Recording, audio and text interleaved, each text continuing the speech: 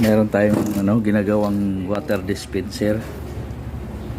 Problema nito, ayaw lumamig, ayaw din uminit, pero mayroon naman siyang power.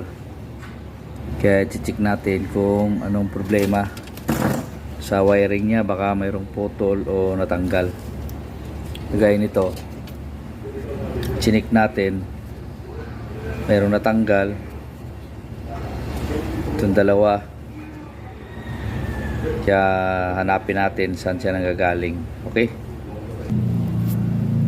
nadugtong na natin yung na-find out natin na ang sira nito yung kanyang heater, tsaka ito naman sa kanyang compressor.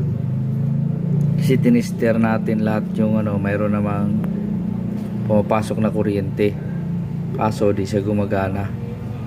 Kaya itong sa heater nya, tingnan natin, baklasin muna natin. Ito, tinanggal na nating dalawa. Ngayon, ito, i-reset lang natin to. Meron siyang pindutan sa gitna. I-reset lang natin. Pindutin lang to yung sa gitna para maging okay siya. Okay, kabit na natin. Testing na natin, saksak kung iinit na ba siya.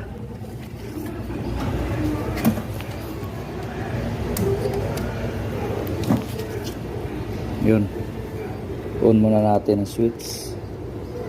Ito, naka-on na. Tingnan natin dito kung kailaw. Yun, nakailaw na. Serbahan mo natin kung iinit ba muna yung kanyang heater tank. Pag hindi siya iinit, automatic papalitan na natin yung kanyang heater tank. Kasi doon na kanyang heater kasi mismo naka built in sa kanyang tangke. Obserbahan muna natin. Okay, testing natin dito kung uminit na.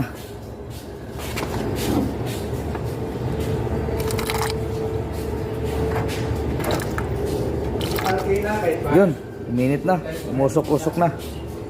Okay na to kanyang heater. Problema na lang natin yung malamig. Ngayon ang nito, compressor.